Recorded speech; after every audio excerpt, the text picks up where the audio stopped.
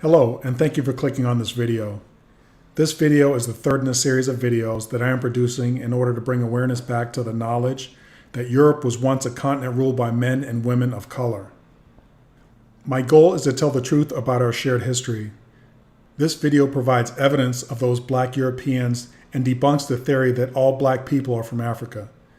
Please also understand, I have nothing against African people. However, the term African American, which was coined in the 80s, should not be universally used for anyone that happens to look like they have African features. I will say that the prevailing thought amongst the scientific community is that mankind started in Africa. Therefore, whether you are black or white, or in between, you are from Africa. So applying that logic, how long do you have to be away from your home continent to be called something else?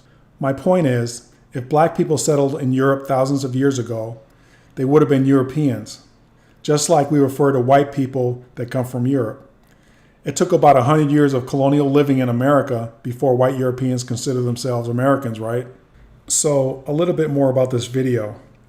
I'm going to show you how the European men of color fought and died in the American Revolution alongside white Europeans in order to pull away from foreign monarchs and to eventually form the United States.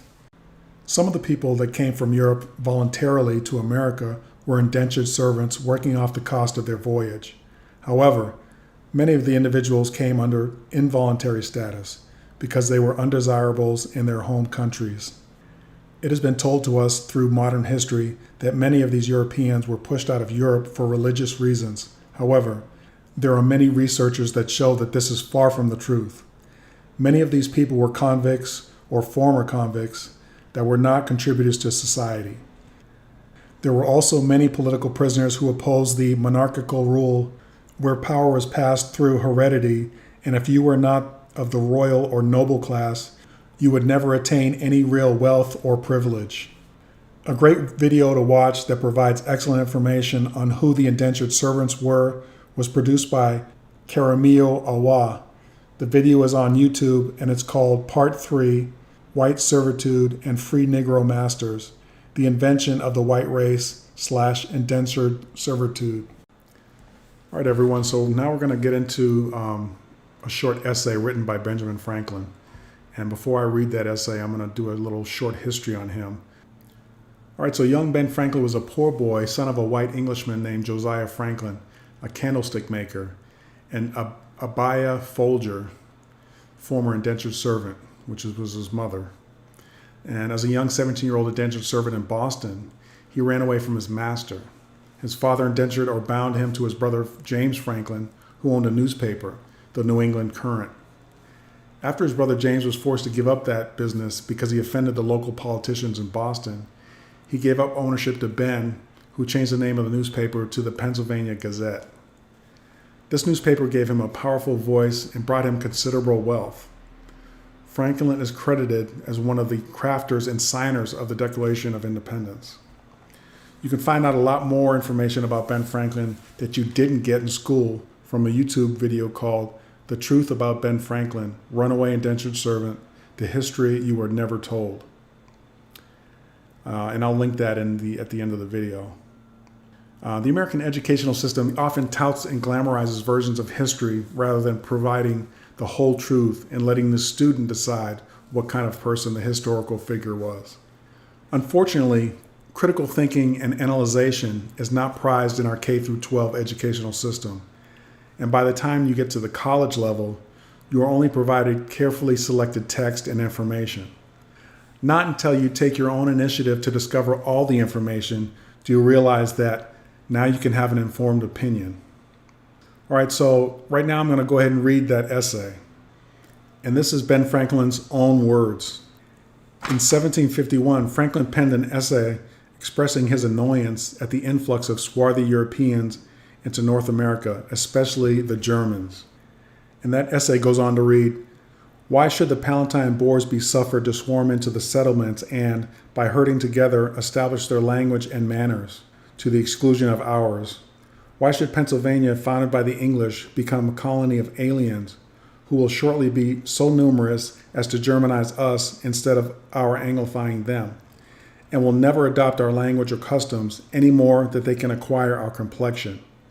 Which leads me to add one remark, that the number of purely white people in the world is proportionally very small. All Africa is black or tawny, Asia chiefly tawny, America, exclusive of the newcomers, wholly so, and in Europe, the Spaniards, Italians, French, Russians, and Swedes are generally of what we call a swarthy complexion, as are the Germans also, the Saxons only excepted, who, with the English, make up the principal body of white people on the face of the earth. I would wish their numbers were increased, and while we are, as I may call it, scouring our planet by clearing the America of woods, and so making the side of our globe reflect a brighter light in the eyes of inhabitants of Mars or Venus. Why should we, in the sight of superior beings, darken its people? Why increase the sons of Africa by planting them in America, where we have so fair an opportunity, by excluding all blacks and tawnies, of increasing the lovely white and red?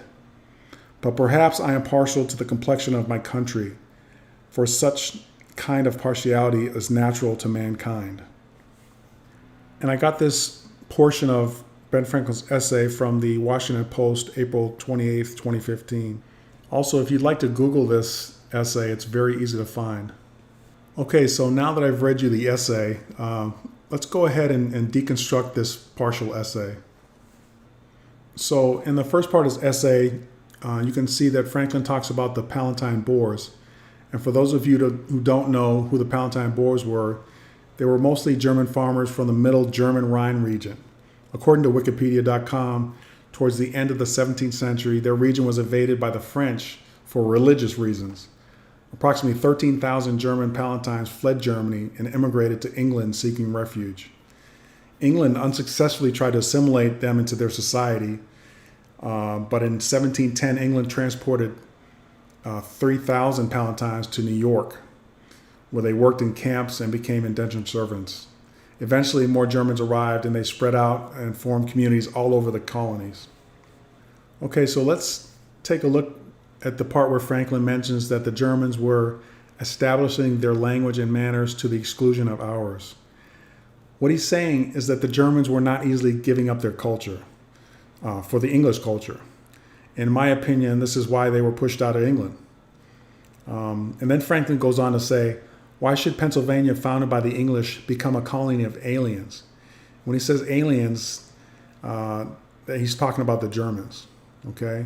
And then he says, who will shortly be so numerous as to Germanize us instead of our Anglifying them. Anglifying means to make someone or something more English. Okay, so reading further, he says, and will never adopt our language or customs any more than they can acquire our complexion. Okay, so that's the most important phrase for me. Franklin says these Germans will not be able to acquire our complexion, our meaning the English complexion. What is the English complexion? And well, according to Franklin, the English had a white complexion. And as a side note, that is not entirely true, but that's for another video. So that means that the Germans had a different complexion, obviously.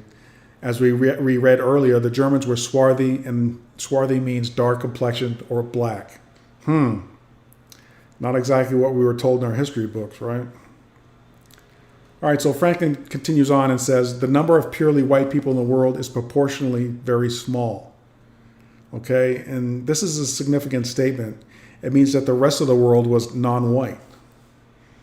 Okay, and I mention this because it corroborates my first video that asserts that white complexion people are a very recent occurrence as far as humanity is concerned. And if this is a confusing concept for you, please watch my video titled Black European History Revealed. Okay, so continuing on with Franklin, he says, all Africa is black or tawny. And of course, that's not a secret, right? The word tawny means light brown. Okay, and then he says, Asia chiefly tawny, America exclusive of the newcomers wholly so. So basically he's saying that the American indigenous people are light brown. Okay, and that's also disputable, but again, that's for another video. Then he says, and in Europe, the Spaniards, Italians, French, Russians, and Swedes are generally of what we call a swarthy complexion, as are the Germans also, the Saxons only excepted. Okay, so whoa, again, not what we knew or have been taught about Europe, right? I mean, this is probably new to your ears. Okay, and note that Franklin says these Europeans are swarthy, which means dark or black complexioned. He doesn't say they are tawny. He says they are swarthy, okay? So they're not light brown, they're black. All right, so these are definitely black people, and Franklin's not mincing words here. So this is the point of my video. Most of Europe was black at the time. Now I know this is hard for many people to swallow, but that doesn't make it not true. It's just been omitted and hidden, in my opinion, and the lie has been allowed to persist because of white supremacy.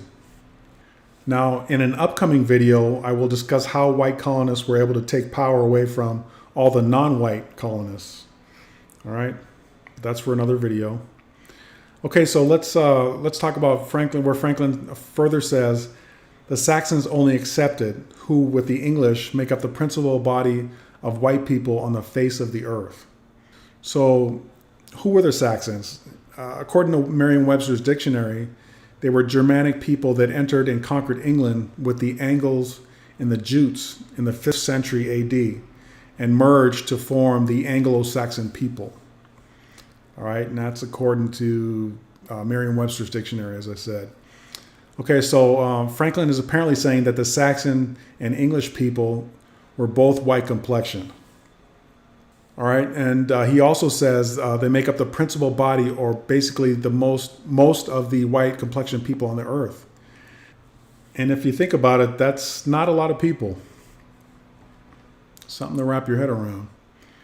He also goes on to say that I wish their numbers were increased, meaning I wish there were more white people here. And remember, the majority of Europeans in the colonies were swarthy, as well as the indigenous American population, swarthy as well. So a lot of brown and black people. Maybe he felt surrounded, I don't know. So then Franklin goes on to say, and while we are, as I may call it, scouring our planet by clearing America of woods, and so making this side of our globe reflect a brighter light in the eyes of inhabitants of Mars or Venus, I believe he's metaphorically saying that he and his circle are in favor of getting rid of the indigenous population so white English people can take over the lands of America. And we all know this is exactly what happened in America, so that was prophetic. And just so you know, there are many great YouTube videos extensively covering the subject of early American expansion. You should probably check those out. So then Franklin goes on to say, why should we, in the sight of superior beings, darken its people?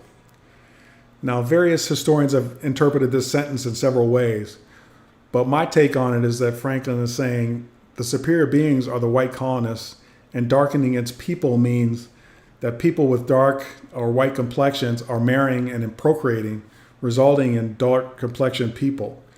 And Franklin didn't want that because eventually all people would be various forms of black or brown. So, miscegenation laws were eventually passed and addressed this issue and made it illegal for black and white complexioned people to marry. And really the true hallmarks of white supremacy. Anyway, so then Franklin goes on to say, why increase the sons of Africa by planting them in America? And here Franklin's referring to the swarthy Europeans as sons of Africa. He believed that these swarthy Europeans were originally from Africa. And I say that because his main ire was the influx of the Germans. He never actually complains about Africans from Africa swarming into the settlements, because that's not what was actually going on. He only mentions Africans when he speaks about the complexions of the world's populations. This actually gives you some insight as to what these swarthy Europeans look like, if he's calling them sons of Africa. Okay, so then he goes on to say, where we have so fair an opportunity by excluding all blacks and tawnies of increasing the lovely white and red. And here he goes again with his white supremacist view of how America should look. And this is also prophetic because to this day, black and tawny complexion Americans are excluded and treated as second-class citizens. And honestly, in my opinion, the sad truth is that world governments run by majority white complexion people have allowed this false narrative to exist. So in the last sentence, Franklin sums up his reason for why he advocates for white complexion people. He says, "But perhaps I am partial to the complexion of my country, for such kind of partiality is natural to mankind." Now, I know it took a long time to break down this partial essay, but in my mind, it's one of the most compelling admissions that remain of what the world looked like in these colonial times. It goes straight to the crux of my assertion and belief that swarthy people not only ruled Europe, but also that swarthy people were the original inhabitants of Europe.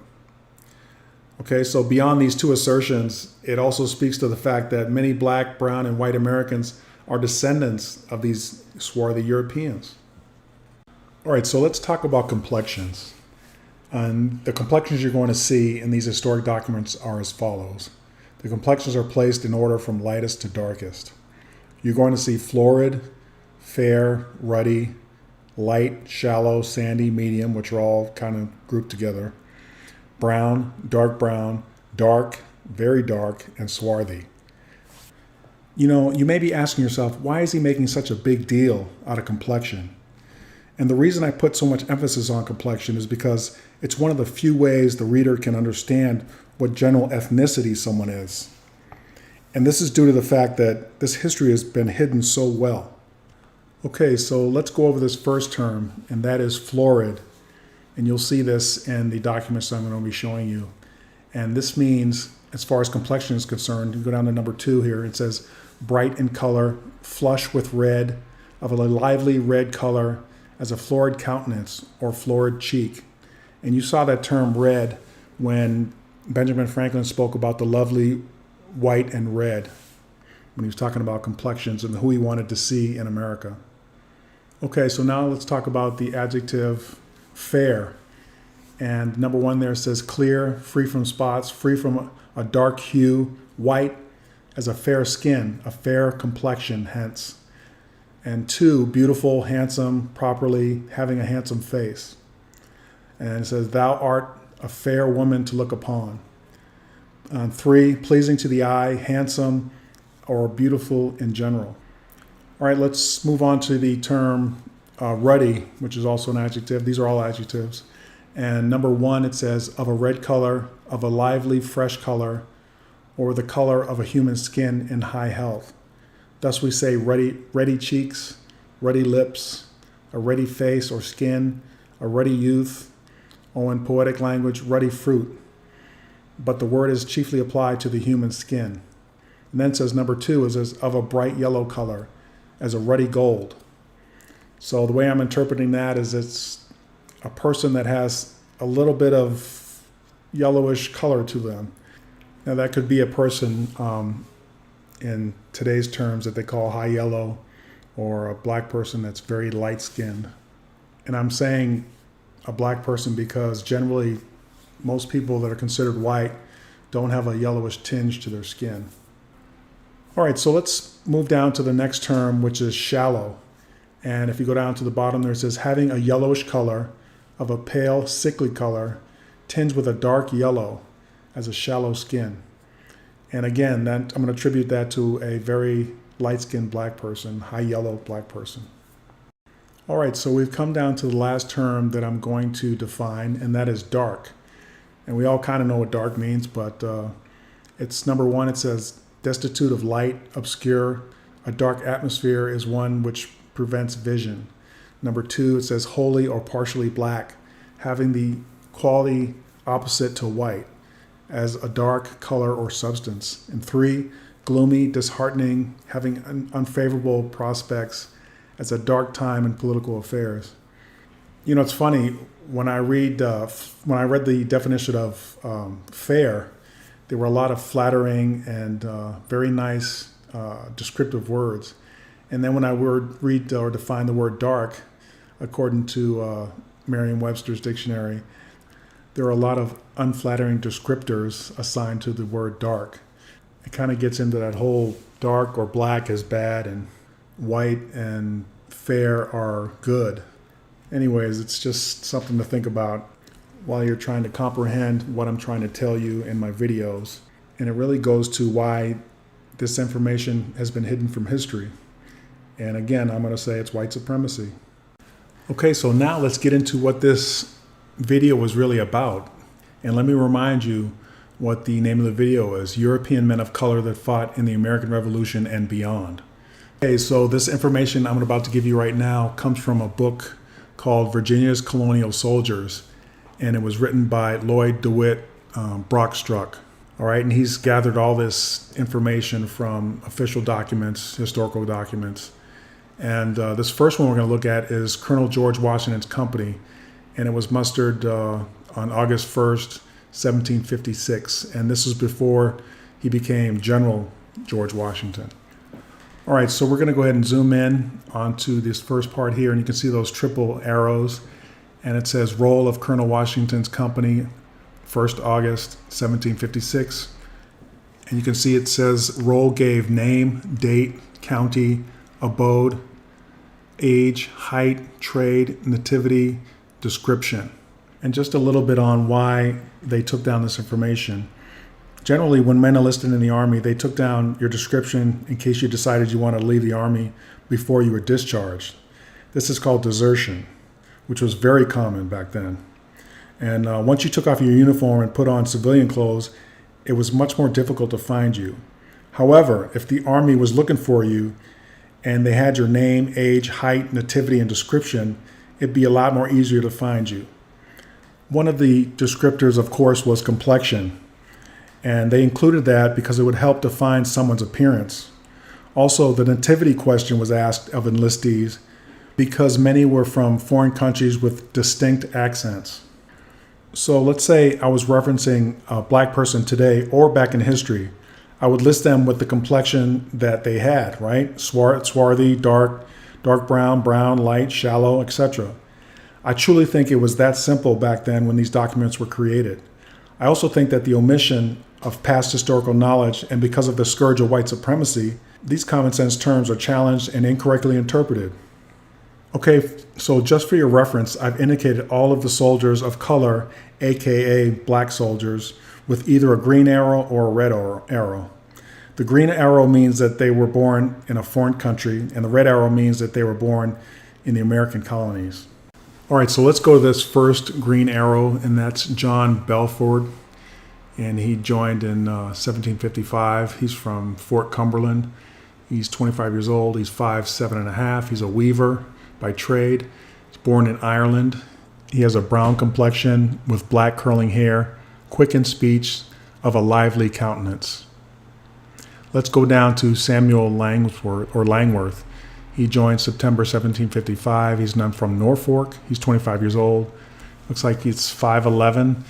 He's a tanner by trade, from Jersey, born in Jersey, well-made and brown with dark brown hair and complexion.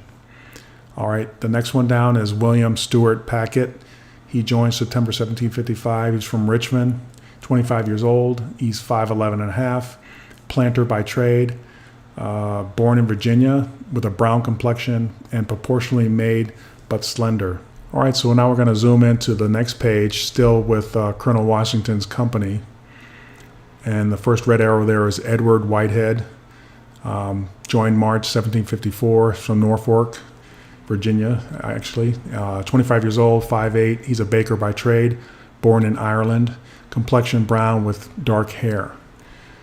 Next one down is John Hill. May 1756 is when he joins, from Winchester, Spotsylvania. 26 years old, 5'7½". He's tailor by trade. He's English, born in England, brown complexion and hair with his right thumb broken. Next green arrow down is Arthur Dent. He joined January 1755. He's from Stafford. He's 35. He's 5'5". He's a planter, born in England, and brown complexion and lame in his right thigh by a wound. Next one is a red arrow, and that's Abel Mason. Joined October 1755. He's from Accomac, and he's 23. He's 5'9". He's a planter by trade. Born in Virginia. He has a brown complexion and hair. Next one down is Thomas Knapp. Joined March 1754. From Williamsburg. 23 years old. He's 5'7.5". He's from, he's a shearman, and he's from England, and he's got a brown complexion and hair. Next one down is John Nugent. Joined March 1756 from Maidstone, Maryland. He's 32 years old. He's 5'7" and 3/4. He's a butcher by trade, born in Ireland. Brown complexion and blemish in his left eye, with the joint of the little finger and thumb shot off. Wow. Next one down is Red Arrow. It's Francis Roberts. Joined September 1755 from Amela. 22 years old, 5'9". He's a carpenter by trade, born in Virginia, with a brown complexion and hair, and a likely personage. Next Red Arrow down is John Trigg. Joined November 1754. King and Queen. 25 years old. He's 5'7.5". He's a planter, born in Virginia. Complexion and hair brown. Next one down is Thomas Brown. Joined October 1755 from Charles City. 22 years old. He's 5'6.5". He's a planter by trade, born in Ireland. He's a brown complexion and much pitted with smallpox. All right, so now we're going to zoom into the last part of Colonel Washington's company, and we have George Hill with that green arrow, and he joined July 1756 from Winchester. He's 29 years old. He's 5'7.5". He's a planter, born in Ireland, with a brown complexion with black hair. Next red arrow there is Robert Nash. He joined August 1756, Winchester, Northumberland. 25 years old. He's 5'6", carpenter by trade, born in Virginia, brown hair and complexion. The next one down is John McKillen. He joined December 1754. He's from Westmoreland. 33 years old. He's 5'9". He's a planter by trade, born in Virginia. Brown hair and complexion, thin visage, dumbly look. Wow, it's not very nice. Next one down is John Robinson Jr. He joined October 1754 from Fredericksburg, and I believe that's in Virginia. He's 20 years old, 5'3.5", short guy. He's a planter, born in Scotland, brown complexion and dark hair. And the last one in the company is Lachlan McLean, joined January 1755 from Prince William. He's 24 years old. He's 5'8". He's a planter by trade. He was born in Scotland, and he's brown complexion with dark hair. And that concludes Colonel Washington's company. All right, so next we're going to look at another company, and this one is Captain Mercer's company.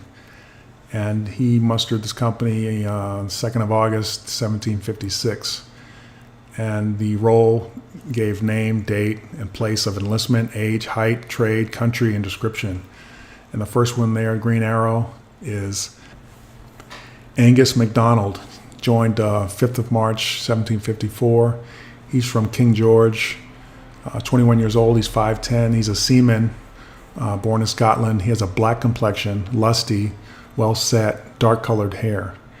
The next green arrow there is John Matthews. He's a sergeant, joined 12th of January, 1755 from Dinwiddie. I think I'm saying that right. Dinwiddie. He's 43 years old. He's 6 feet tall. He's a sawyer. He's from England. He's got a brown complexion, a large scar in the cheek, knock knees, and speaks thick, which I guess means he has a very distinct, thick English accent. Okay, so the next one down is a red arrow, and that's Samuel French, and he joined 1st of December, 1754. He's from Fairfax, 27 years old. He's 5'10". He's a sawyer. He's from Maryland, black complexion, black curled hair. The next one is Benjamin Barrett, and joined 18th of May, 1756 from Prince George, 24 years old. He's 5'7". It says seaman. He's born in Ireland, brown complexion, large scar on the left side of his forehead. Okay, so now we're going to move on to the next page of Captain Mercer's company, and we're going to zoom into that first part there. And you can see that first green arrow there is Edward Evans, and he joined 1st of March 1756. He's from Frederick, and he's 22 years old. He's 5'4". He's a drummer. He's from Scotland. Brown complexion, small thin visage, and light hair. Okay, so the next one down is Daniel Bevins, and he joins 14th of January 1755. He's from Gloucester. He's 21 years old. He's 5'7". He's a Sar. He's from England, dark complexion, very well set, full round face, and fresh colored. The next one down there is William Colson, and he joined 6th of November 1754. He's from York. He's 47 years old. He's 5'8". He's carpenter. He's from England. Brown complexion, dark hair, thin on the crown, large nose. The next one down is a red arrow there, and it's John Hedgeman, and he joined 16th of November 1754 from Stafford. He's 20 years old. He's 5'7". He's a carpenter by trade. Born in Virginia, black complexion, good-looking fellow, and has lost his toes by the frost. Ouch. All right, next one down is green arrow is Duncan Nuri, and he joined 12th October 1754 from Fairfax. He's 20 years old. He's 5'4". He's seaman. He's from Scotland. He's got a brown complexion, low and well set, dark hair. Next one down is a red arrow. It's Joseph Morris. He joined 7th of December 1754. He's from Spotsylvania, 32 years old. He's 5'8". He's a carpenter by trade, born in Virginia, dark complexion, well set, straight black hair, simple look. All right, next one down is a red arrow is Henry Neville. Joined the 1st November 1755 from Prince William, 20 years old. He's 5'7", planter. From Virginia, born in Virginia. He's got a brown complexion, dark skin, and snuffles. All right, maybe he had a habit. Next one down is green arrow there, and it's Archibald Lockhart. He joined 19th of October 1755 from Prince William. He's 23 years old, 5'6", planter. He's from Scotland. Dark complexion, smooth face, short curled hair, speaks upon the brogue. And I guess that brogue means he's got a heavy Scottish accent. All right, so next one down is Matthew Neely. He joined 1st of October 1755 from Fairfax, 24 years old. He's 5'8". He's a carpenter by trade, born in Ireland. He's got a brown complexion, likely, well set with fine black curled hair. The next one down there is John Salmon. He's joined 19th of May 1756 from Caroline. 21 years old. He's 5'6". He's a planter from Virginia, born in Virginia, dark complexion and brown skin. All right, so now we're going to zoom into the bottom part of that page, and there's a little overlap there. So I'm going to start off with John Keaton, and he joined 19th of May 1756, which is from Carolina, I guess that says. And he's 24. He's 5'9". He's a bricklayer by trade, born in Virginia. He's got a dark complexion. Likely has been lately hurt in his left arm. All right, the next one down is Matthew Fling. He's joined in 28th of December 1754. He's from Fairfax. He's 29. He's 5'4". He's a planter by trade, born in Ireland. He's got a black complexion. He's low, well set, with a large beard, a scar on his face. Next one down is Francis Farmore. He joined 1st November 1755 from Fairfax, 22 years old. He's 5'4". He's a planter, born in England. He's got a brown complexion, fresh looking, well set. Next one down is a red arrow there, and it's John Morgan. Joined the 20th of May 1756 from Carolina. He's 22 years old, 5'4", planter from Virginia. Born in Virginia. He's got brown complexion, low, well set. A stoppage in his speech. I guess he had a speech impediment. All right, the next one down is Benjamin Stark. He joined the 19th of May 1756, was from Stafford, 18 years old. He's 5'6". He's a planter. He's born in Virginia. He's got a brown complexion, fresh, well-looking, very slim. Next one down is George Seaton. joined the 8th of November, 1755. He's from Prince William. He's 17 years old. He's 5'6". He's a sar. He's born in Virginia. He's got a brown complexion, brown skin, thin visage, looks brisk, small legs. The next arrow down, there's a red one. It's Thomas Snipes. He's joined the 4th of September, 1754.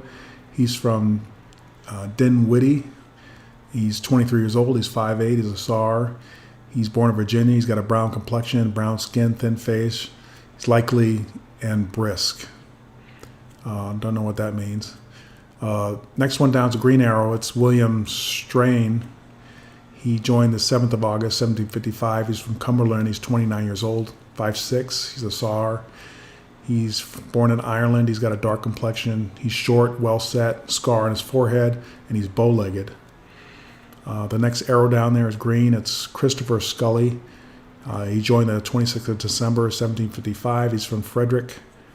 He's 38 years old. He's 5'7". He's a planter by trade. He's born in Ireland. He's got a black complexion, well set, snagged teeth.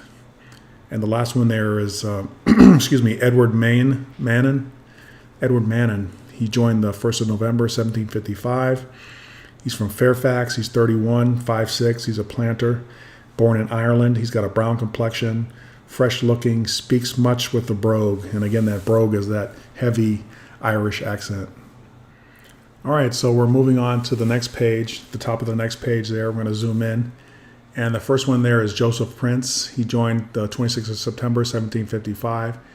He's from Gotchland. He's 24, he's 5'7", he's a carpenter, born in Virginia, brown complexion, slim, well set, stoops in the shoulders, lively eyes.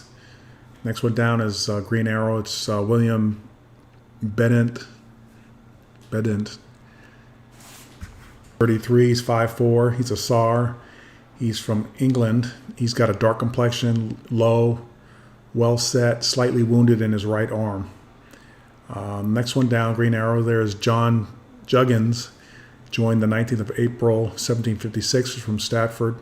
21, he's 5'4", he's a planter. He's from England. He's got a brown complexion, brown skin, thin visage, stoops in the shoulders. Next one down is Joseph Hancock. He joined the 14th December, 1754. He's from Chesterfield. He's 32. He's 5'6". He's a SAR. And he's from Virginia. He's born in Virginia. He's got a brown complexion. He's low, well set, with a small hair lip. All right, the next one is Andrew Kennis. He joined the 26th of October, 1754. He's from Spotsylvania. He's 22, 5'6". He's a carpenter. He's from Scotland. He's got a brown complexion. He's short, fresh looking, a short black hair, wounded in his thigh. Next one down is David McGant. He joined the 12th of March, 1756 from Frederick. He's 42, he's 5'7", he's a SAR. He's from Ireland, and he's got a black complexion. He's thick, well set, straight black hair, and a down look. And the next one is John Gales. He's joined, looks like the 11th of November, 1755. He's from Norfolk. He's 46, 5'4", carpenter. He's from England. He's got a black complexion. He's low and thin visage with bow legs. Next one down is Samuel Thomas. He joined the 1st of September, 1755. He's from Prince George. He's 41, 5'9". He's a bricklayer. He's born in England. He's got a dark complexion. He's well set with large black beard and short curled hair. Next one is John Adams. He's joined the 19th of May, 1756 from Spotsylvania. 28, he's 5'5". He's a bricklayer. He's born in England. He's got a brown complexion, brown skin, large black mole over his left eye. Next one down is John Jones. He's joined the 19th of May, 1756 from Fredericksburg. He's 26, he's 5'6", he's a planter. He's born in England. He's got a brown complexion, low thin visage, and brown skin. Next one down is William Dodson, joined the 22nd of May, 1756 from Chester. He's 22, he's 5'7", he's a carpenter by trade from Pennsylvania. He's got a brown skin, short, well set, slow in speech. Next one down is Joseph Dillard. He joined the 19th of May, 1756 from Caroline. He's 21, he's 5'10", he's a planter from Virginia, born in Virginia. He's got brown complexion, tall and slim. And the last one there is Joseph Perry. The 11th of May, 1756, from Caroline. He's 16 years old, 5'4". He's a planter from Virginia. Brown complexion, low, well set, small mouth. All right, so now we're going to zoom into the bottom part there, bottom part of that page. And we're going to start with Samuel Carson. And he joined the 11th of May, 1756, from Caroline. He's 21 years old. He's 5'6". He's a planter from England, brown complexion, well-looking, fresh-colored, stops in his gait, full-faced. The next one is John Clatterbuck, joined the 19th of May, 1756, from Caroline. He's 17, 5'6". He's a planter from born in Virginia, brown complexion, brown skin, lame in one arm. The next one down is Andrew Ross. He joined the 10th of May, 1756, from Caroline. He's 26 years old. He's 5'10". He's a planter from Virginia, brown complexion, surly, ill-looking, stoops in his gait. All right, I'm going to skip down a couple down to that green arrow. It says Thomas Layton, Layton, joined the 1st of November, 1756, from Prince William. He's 24. He's 5'2", from Meltster, and born in Ireland. He's got a brown complexion, sturdy, low man, very brisk, talks much on the brogue. There's that brogue again. And I think the reason they mention that is if he decides to desert the company, that brogue is pretty distinctive, and they can, along with his other descriptions, kind of find him a little easier. All right, so the next one down from that is John Carroll. He joined the 9th of May, 1756. He's from Norfolk. He's 25, 5'7". He's a seaman. He's born in Ireland, dark complexion, bold-looking man, large black beard. And the next one down is Peter Bannon. He joined the 9th of June, 1756. He's from Norfolk. He's 25 years old. He's 5'4". He's a schoolmaster. He's from England. He's got a brown complexion, low with thin face and bow legs. All right, so I know this has been a kind of a long list, but I'm just trying to prove my point here. So let's finish up with this list, and there's a few more here. And the first one there in the green arrow is Robert Seaman, and he joined the 9th of March, 1756, from Frederick. He's 43, he's 5'5", he's a baker, born in England. He's got a brown complexion and good countenance. And then the next one down is James Fitzgerald. He joined the 17th of August, 1755, from Stratford. He's 24 years old. He's 5'7", carpenter. He's born in Ireland. He's got a black complexion, likely well-made, talks much on the brogue. Next one down is Thomas Monjoy. He joined the 17th of October, 1755, from Stratford. He's 22. He said 5'6". He's a planter, born in Virginia, dark complexion, yellow, ill-looking fellow with black eyes and hair. Next one down is John Coatling, joined the 6th of September, 1755, from Richmond. He's 24, 5'7", planter from Virginia, born in Virginia. He's got a brown complexion, one cheek larger than the other, brown hair. And next one down from there is John Askins. He's joined the October 1754, from Prince William. He's 26, 5'10", planter born in Virginia. He's got a brown complexion, sturdy, well set, dark hair. Next one down is Fillerson Askins, and he joined September 1755, Prince William, 22, he's 5'8", he's a planter, born in Virginia. He's got a brown complexion, well set, dark hair. And then the last one is James Power. He joined the 21st of August, 1756. He's from Winchester. He's 13 years old. That's pretty young. He's 5 foot tall. He's a drummer. He's born in Virginia. He's got a dark complexion, dark hair, and well-made.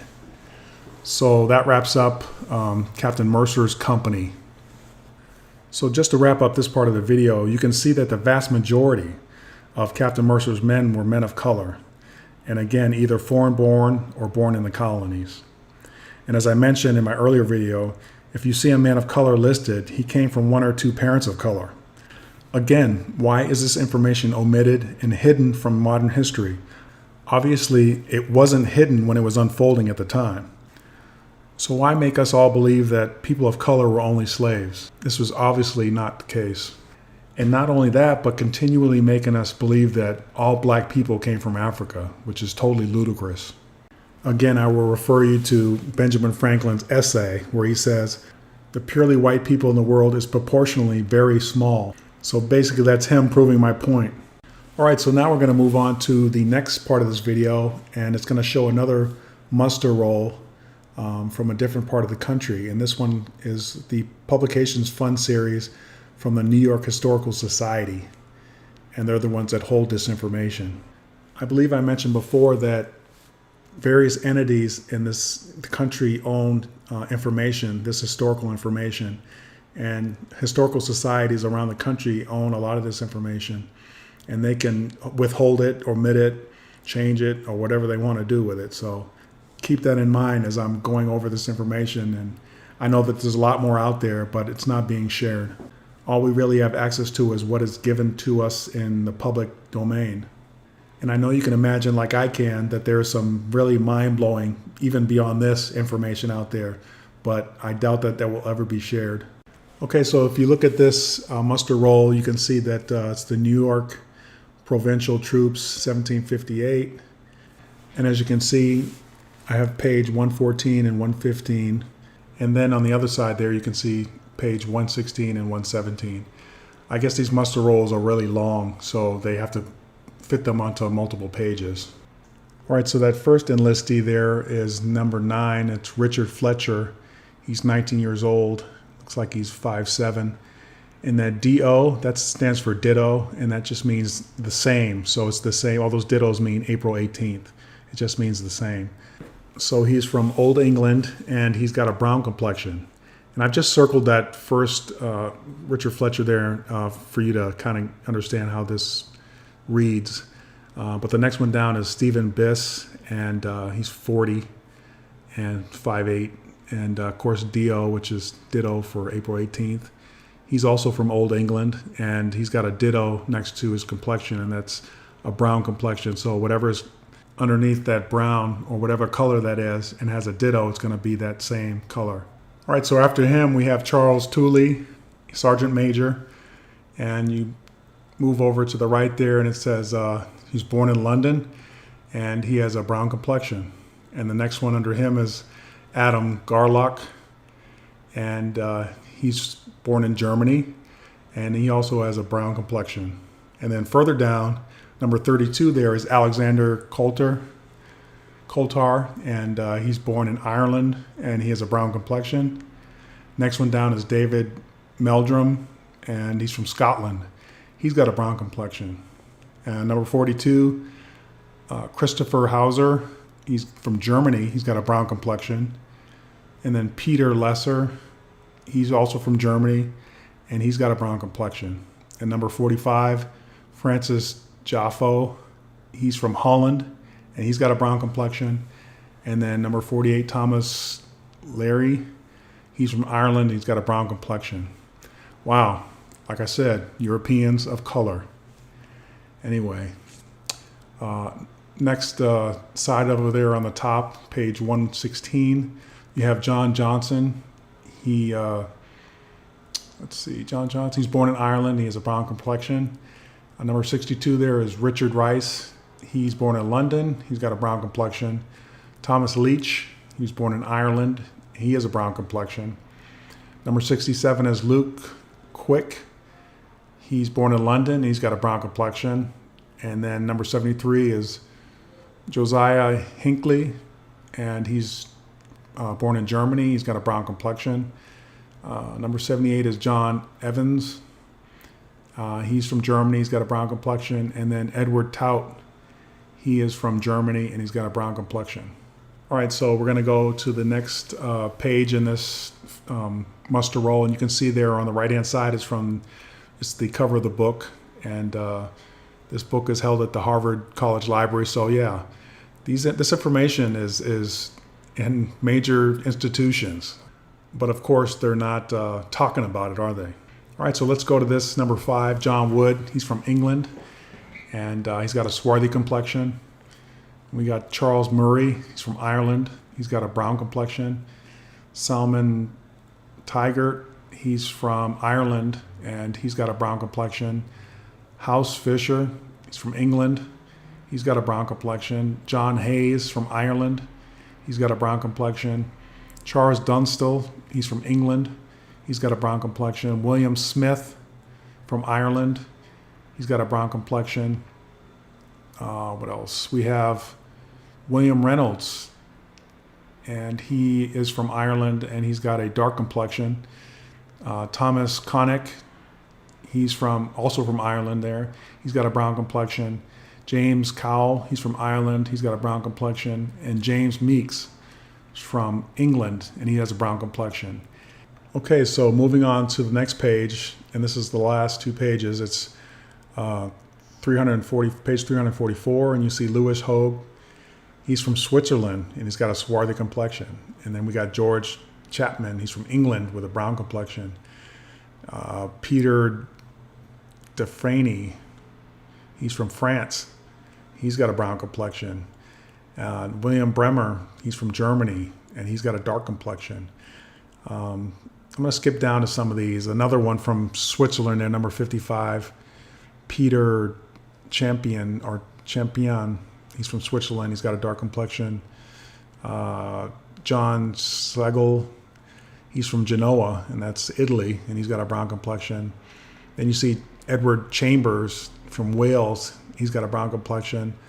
And the last one there, John Bernard, he's from Germany with a brown complexion. So you can see the variety of European men with dark complexions. And it's just like Benjamin Franklin said in his essay, Europeans with dark complexions. He didn't like them.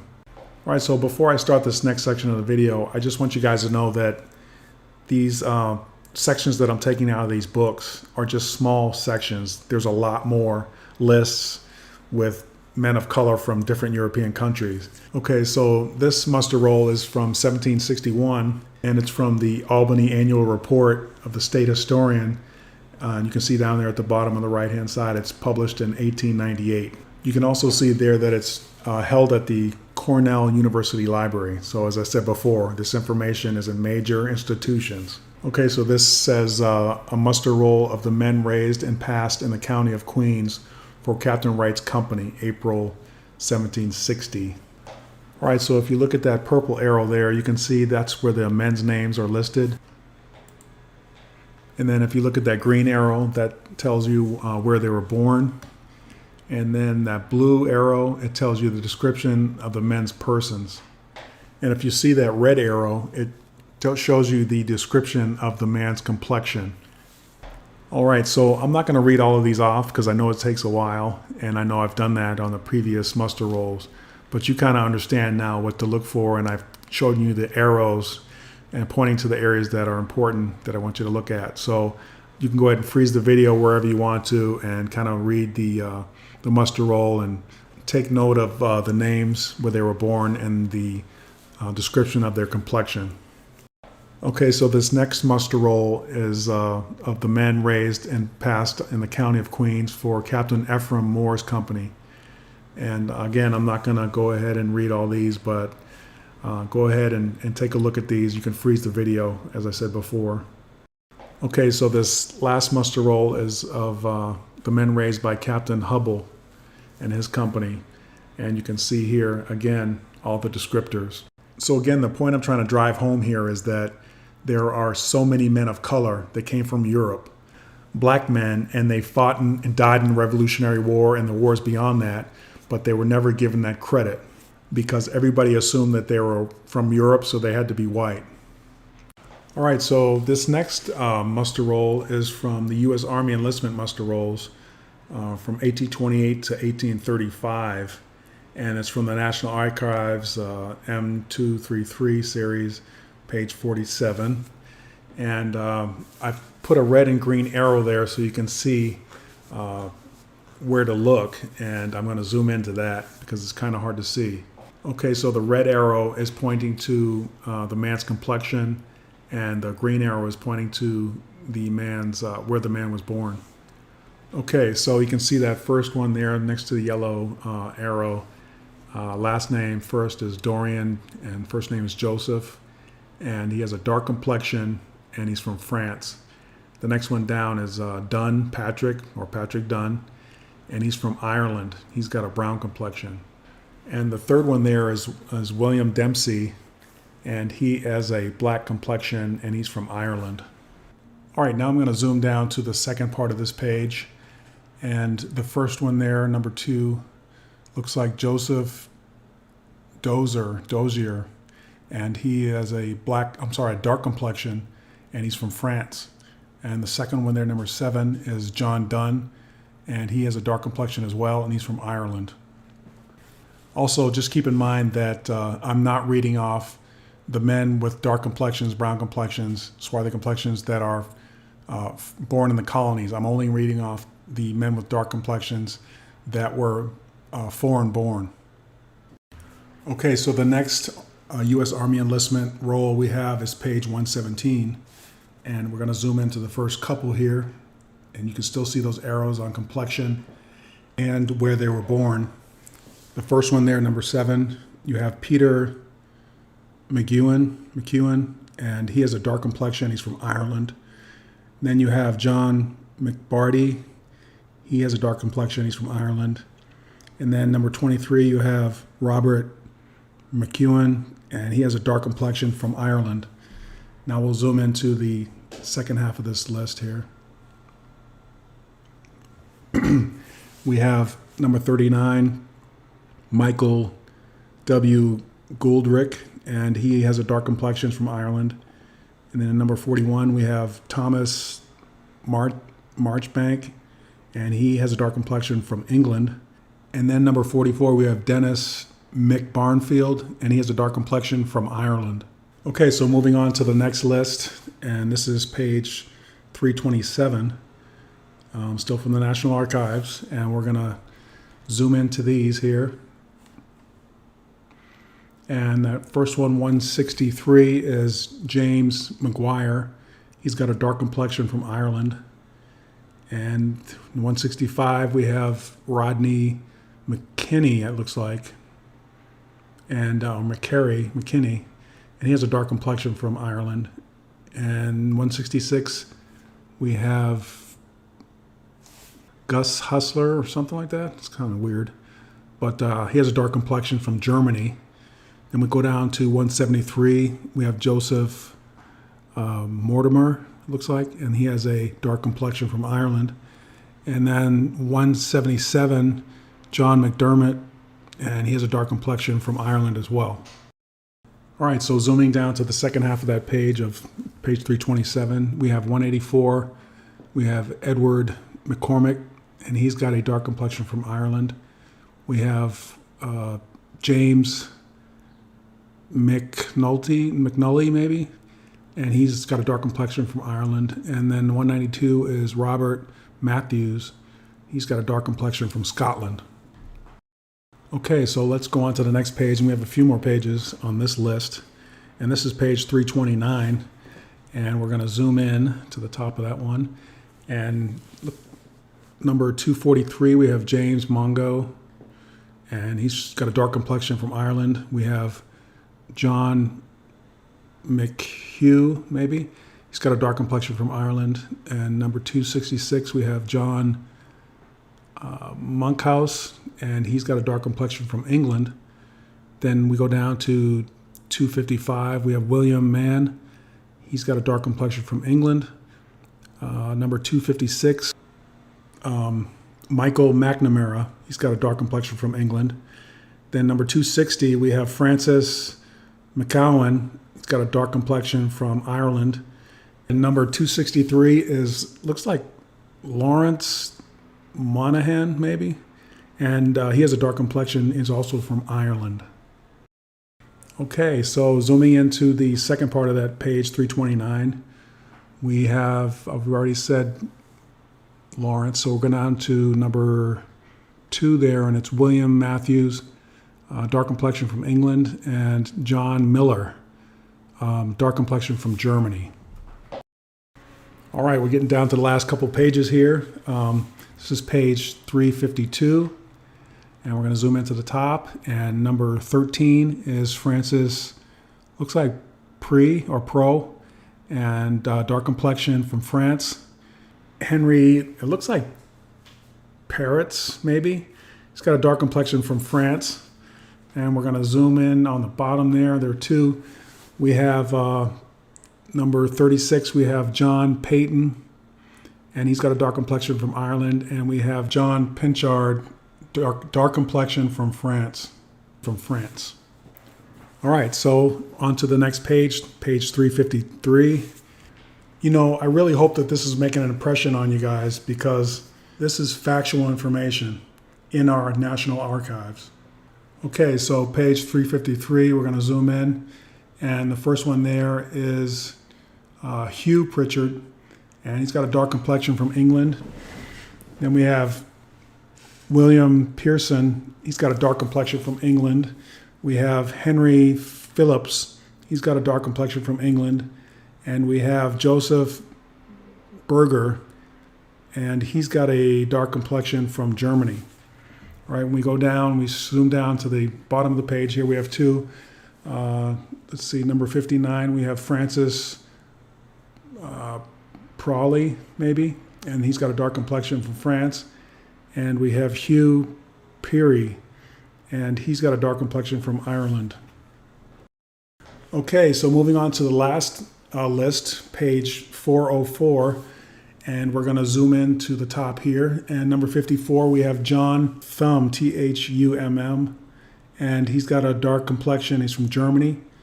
And then we have George Trenner, and he has a dark complexion from Ireland. And then we have Joseph Tisdale, and he's got a dark complexion from Spain. Okay, zooming into the bottom of this list, still on page 404. Number 74, we have Charles Taylor, he's got a dark complexion from England. We have Robert Thompson, and he's got a dark complexion from Scotland.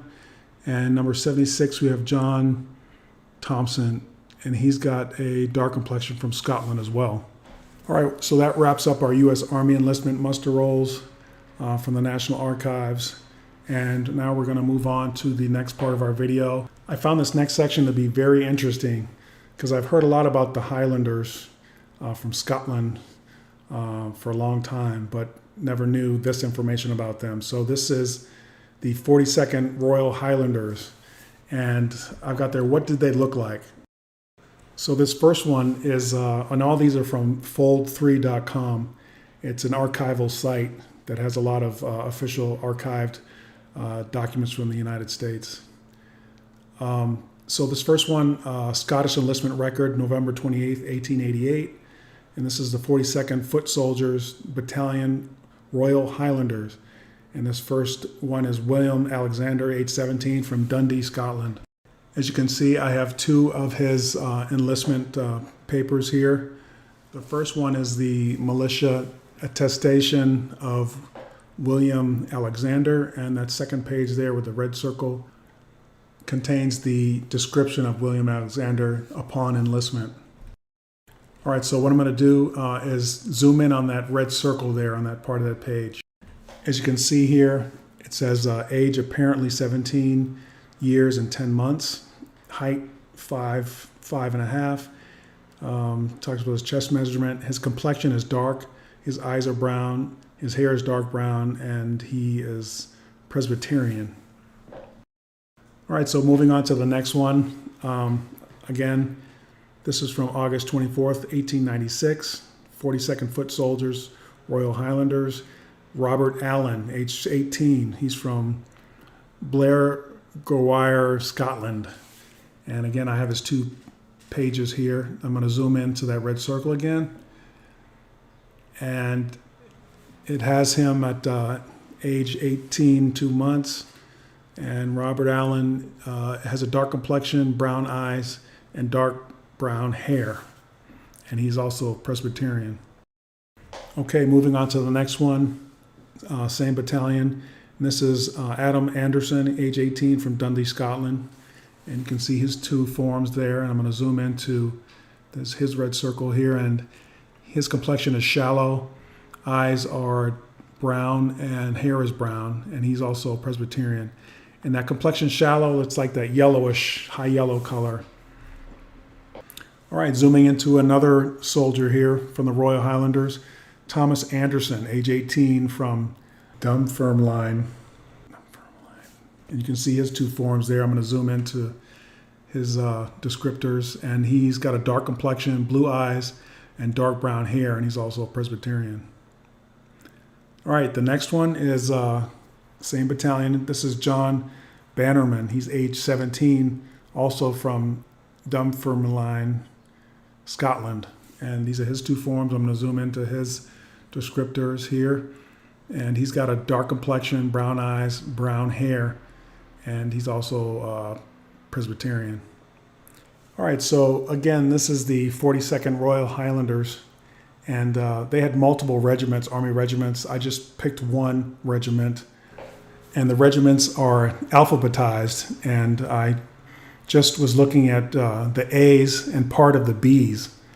Never mind, I didn't get to the C's, all the way down to Z's, so there were over 500 pages from A to Z in this regiment, and not including the shallow complexions except for that one, just because I wanted to show you that was there. But the complexions that encompassed the rest of the list are florid, shallow, dark, and swarthy.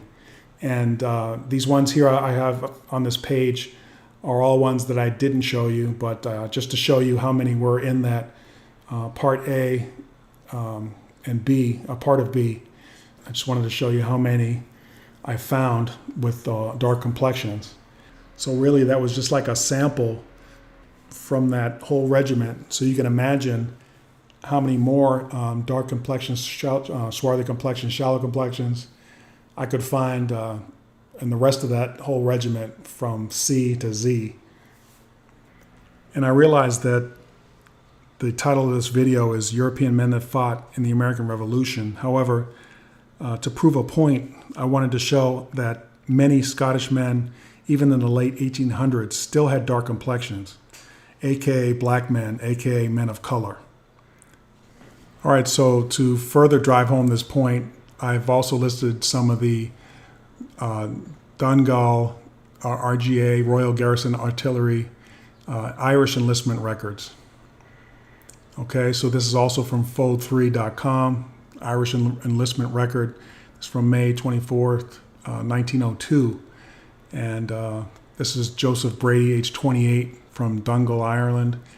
And I'm going to zoom in. These are his two forms. I'm going to zoom into his description. And he has a dark complexion, brown eyes, and dark hair. I'm going to go through these rather quickly. This is Hugh Doherty, age 28, from Raphoe, Ireland. I'm going to zoom into his descriptors here. And he's got a dark complexion, dark eyes, and black hair.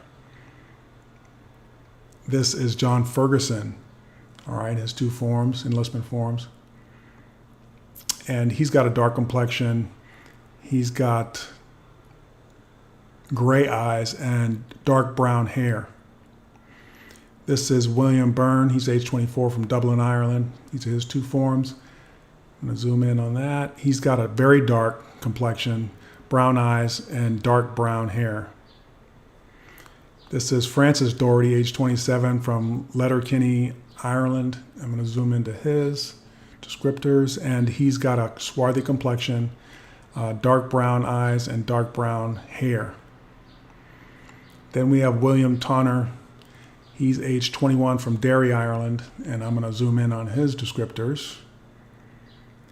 And he's got a swarthy complexion, dark brown eyes, and dark brown hair. All right. So, again, this is the Donegal, or I hope I'm saying that right, Donegal RGA, Royal Garrison Artillery, from the early 1900s. And they also have dark, very dark, and swarthy complexions. And I randomly searched through the list of more than 120 pages of enlisted Irishmen, and just found one unit, and I found 30 men of dark, very dark, or swarthy complexions. And these are the rest of the ones that I found within that unit, but I didn't want to list them all because I know it takes forever to go through them. But look how many I found. And this was just randomly searching through. I didn't go one by one. and this is the early 1900s, okay, still had European men of color in Ireland. Okay, so wrapping up our video, I'm going to talk about, let's talk about conclusions and what we can draw from this video. Okay, so what I've concluded is that people of color, aka black people, were and have been in Europe from the beginning. If you watched my first video, Black European History Revealed, you will see some of the evidence for this assertion.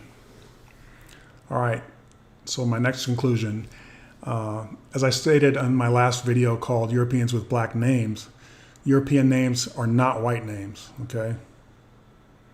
So I often hear that. I hear that a lot. So no, that is not correct, and I hope you can see that. All right, so moving on to my next conclusion. The fact that many Europeans of color immigrated to the American colonies from many European countries and helped to build and shape the United States, but were later omitted from history and disenfranchised.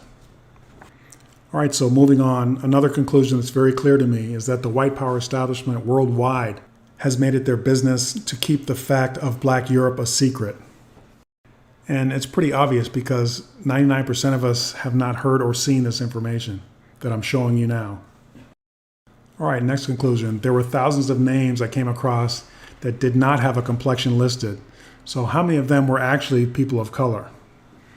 You have to ask yourself that question. I know I did. All right, so next, you're all probably asking yourselves, where are all the paintings, books, journals, and pictures of all these dark complexion Europeans? Well, those who own and control the media, museums, archives, historical societies, can release and produce anything they want. White people have controlled American education and media for almost 200 years. White supremacy has also been the standard. So it's no wonder that we don't have access to true history. All right, moving on. Now there is proof that Black Irish means literally Black Irish men, not white Irish men with dark hair and dark eye color. All right. When they say the Black Irish, they mean the Black Irish. All right. So my last conclusion is that the contributions and sheer numbers of Black men that fought and died in the Revolutionary War has been grossly misrepresented. So I know you're all asking yourselves, well, you've shown me where there are dark complexioned men coming from Europe, even as late as the early 1900s, but where are they all now? And I'm going to produce a video explaining where I think they all went. So please stay tuned for that. But before I produce that video, I have two other videos that I'm going to produce. And the first one you can see here is Hidden Black Americans You Thought Were White, and then Evidence of Black Europeans. And those are going to be very interesting. I have a lot of great material and facts to put in there. So please stay tuned for those, and they'll be coming in the next month or so. Okay, so I'd just like to add some additional information and insight as to what happened to the Black Europeans. And this might be from an unlikely source, but the man's name is Glenn Beck, and he was a former Fox News personality. And he had a series on the Black Founding Fathers of America. And I know you're thinking, Glenn Beck, well, I thought that too until I watched it. I'll leave a link in the description area below so you can watch it and see what you think. It definitely pertains to my research. Within the United States, we continue to call Black Americans African Americans. And what we're finding out now is that that may not be the case. Many of these African Americans may be Black Europeans. Anyway, if you have 10 minutes, please watch it. I'm going to leave a link at the bottom in the description area. Some people don't believe that governments would decide to omit history to further their agenda. Unfortunately, it's not true. Again, Glenn Beck's special makes that case in about 10 minutes. So please watch the 10 minutes of the video if you have a chance. Also, I will list several links to another YouTube researcher, and his name is Karamio Awa. And his videos really go into depth into not only the true European experience in the American colonies, but also the truth about American Aboriginal or Indigenous people.